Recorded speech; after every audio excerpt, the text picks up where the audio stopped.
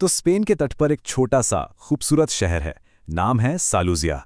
देखने में तो ये जगह एकदम जन्नत लगती है, लेकिन इसके पीछे एक बहुत ही गहरा स्याह राज छुपा हुआ है। तो चलिए आज इस राज से पर्दा उठाया जाए। दिन के उजाले में तो सालूजिया किसी पेंटिंग जैसा लगता है, एकदम खूबसूरत। सोचिए जरा, सफेद दीवारों वाले घर, पत्थर की पतली पतली गलियां और हर तरफ बस एक अजीब सी शांति। पर कहानी यहीं खत्म नहीं होती। जैसे ही सूरज ढलता है ना, सालोशिया पर एक डरावनी खौफनाक खामोशी छा जाती है। ऐसा लगता है जैसे पूरा शहर किसी अनजाने डर से सहमकर अपने घरों में दुबक गया हो। तो हमारा पहला हिस्सा है एक राज वाला शहर, और इसी रहस्यमयी माहौल में एंट्री होती है कहानी के एक अहम किरदार की, मैथियो गुरेरो। सिर्फ 19 साल का एक आर्किटेक्चर स्टूडेंट जो मैड्रिड से यहाँ सालोसिया की पुरानी ऐतिहासिक इमारतों की स्टडी करने आया था। तो एक शाम मैथ्यू ऐसे ही घूमते घामते पुराने कब्रिस्तान पहुंच गया, और वहां उसकी नज़र एक ऐसी चीज पर पड़ी जिसने उसे बेचैन कर दिया। एक टूटा फूटा पुराना सा शादी का मेहराब, जिस पर सूखे मुरझाए हुए फूल लटक रहे थे। और सबसे अजीब बात, उसके ठीक नीचे की मिट्टी बाकी जमीन के मुकाबले कुछ ज्यादा ही काली थी। अब आते हैं दूसरे हिस्से पर, सफेद साये में एक आकृति। क्योंकि उसी रात से अजीब घटनाओं का एक ऐसा सिलसिला शुरू हुआ जिसने सब कुछ बदल दिया। मैथ्यू अपने कमरे में काम कर रहा था कि तभी उसे बाहर से कुछ आवाजें सुनाई दी, जैसे कोई चल रहा हो और किसी के कपड़े जमीन पर घिसट रहे हों।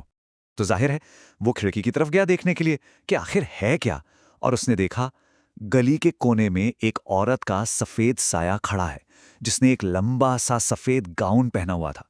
और इससे पहले कि मैथ्यू कुछ समझ पाता, पलक झपकते ही वो साया हवा में गायब हो गया। अगली रात वो आवाजें फिर से आईं, लेकिन इस बार और भी करीब से। मैथ्यू ने जैसे ही खिड़की खोली, गर्मी की रात होने के बावजूद एक बर्फीली हवा का झोंका सीधा उसके चेहरे से टकराया। उसने घबराकर नीचे देखा तो क्या देखता है, पत्थर की सड़क पर गीले कीचड़ के पैरों के निशान बने हुए हैं, और वो निशान कहीं और नहीं बल्कि सीधे कब्रिस्तान के गेट की तरफ जा रहे थे। हिम्मत करके मैथ्यू उन निशानों का पीछा करते करते कब्रिस्तान तक पहुंच गया, और वहां उस टूटे हुए वेडिंग आर्च के नीचे वही औरत खड़ी थी। जैसे ही वो धीरे धीरे उसकी तरफ घूमी, मैथ्यू की तो जैसे सांस ही रुक गई। उसका चेहरा एकदम सफेद था और आंखों से खून के आंसू बह रहे थे। पर सबसे ज्यादा डरावनी बात पता है क्या थी? उसके पैर जमीन को छू ही नहीं रहे थे। इस भयानक मंजर के बाद मैथ्यू बुरी तरह डर गया। अगले सुबह वो सीधा गेस्ट हाउस के केयरटेकर के पास पहुंचा, और जैसे ही उसने उस वेडिंग आर्च का जिक्र किया ना, केयरटेकर का चेहरा डर के मारे एकदम सफेद पड़ गया। और तब उसने बताई इस शहर की सबसे दर्दनाक कहानी। तो बात है साल 1889 की। इसाबेला रोमेरो नाम की एक लड़की की शादी होने वाली थी, लेकिन ठीक शादी की रात उसका दूल्हा उसे मंडप पर अकेला छोड़कर किसी और औरत के साथ भाग गया। बेचारी इसाबेला पूरी रात अपने शादी के जोड़े में वहीं उसका इंतजार करती रही, और सुबह होने से पहले ही दिल टूटने के सदमे से उसकी मौत हो गई। कहते हैं तभी से उसकी आत्मा, जिसे लोग अब डेड ब्राइड के नाम से जानते हैं, अपने दूल्हे का इंतजार कर रही हैं। अब कहानी का तीसरा हिस्सा, फूलों का अभिशाप। ये सब सुनकर तो मैथ्यू के होश ही उड़ गए। वो समझ गया कि ये कोई सुनी सुनाई कहानी नहीं है, बल्कि एक असली खतरा है जो अब सीधा उस पर मंडरा रहा है। घबराहट में मैथ्यू सीधा भागकर चर्च के पादरी के पास पहुंचा। उसे लगा शायद वही कोई मदद कर सकते हैं। पादरी ने उसकी पूरी कहानी बड़े ध्यान से सुनी और फिर उससे सिर्फ एक सवाल पूछा, एक बहुत जरूरी सवाल। बेटा, जब तुम पहली बार उस कब्रिस्तान में गए थे तो क्या वहां से कोई चीज अपने साथ लाए थे? और ये सुनते ही मैथ्यू को याद आया, हाँ, उसने उस मेहराब से कुछ सूखे हुए फूल उठाए थे। पादरी ने गहरी सांस लेकर बताया कि बेटा, यही तुम्हारी सबसे बड़ी गलती थी। उस आत्मा ने तुम्हारे उन फूलों को एक प्रस्ताव समझ लिया है। उसे लगा कि इतने सालों के इंतजार के बाद उसका दूल्हा आखिरकार उसे लेने आ ही गया है। और उसी रात आतंक ने अपनी सारी हदें पार कर दीं। कदमों की आवाज ठीक उसके दरवाजे के बाहर आकर रुक गई। दरवाजे के नीचे से एक परछाई नजर आई। फिर दरवाजे का हैंडल धीरे धीरे घूमने लगा, और कर कर कर की आवाज के साथ दरवाजा खुल गया। सामने कोई नहीं था। मैथ्यू ने जैसे ही राहत की सांस लेनी चाही, उसकी नजर खिड़की पर पड़ी, और वहां वही भयानक चेहरा उसे घूर रहा था। उसके कानों में अब सिर्फ पादरी की बात गूंज रही थी। फौरन ये शहर छोड़ दो मैथ्यू, वरना वो रूह तुम्हें कभी कभी भी जाने नहीं देगी।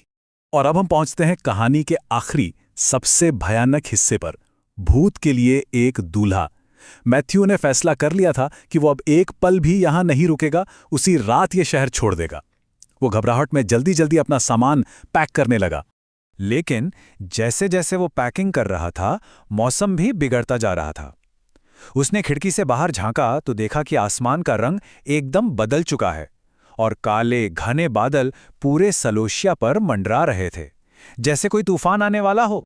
और फिर अचानक एक झटके के साथ कमरे की बत्तियां बंद हो गईं। पूरे गेस्ट हाउस में घुप अंधेरा छा गया। बाहर तेज बारिश शुरू हो चुकी थी और बादलों की जोर जोर की गरज के साथ बिजली कड़क रही थी। मैथ्यू का दिल अब जोर जोर से धड़क रहा था।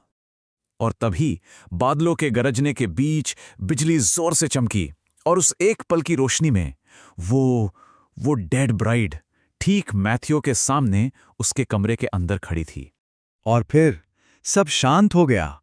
कुछ घंटों बाद अगली सुबह शहर वालों को मैथ्यू की लाश मिली। कहाँ? उसी कब्रिस्तान में, उसी टूटे हुए शादी के मेहराब के नीचे, और उसका पूरा शरीर गीली मिट्टी से ढका हुआ था। शहर वाले कहते हैं कि डेड ब्राइड की आत्मा को आखिरकार अपना दूल्हा मिल ही गया। लेकिन एक सवाल आज भी वहीं का वही है, क्या उसका इंतजार सच में खत्म हो गया, या फिर वो आज भी उसी टूटे हुए मेहराब के नीचे किसी अगले दूल्हे का इंतजार कर रही है?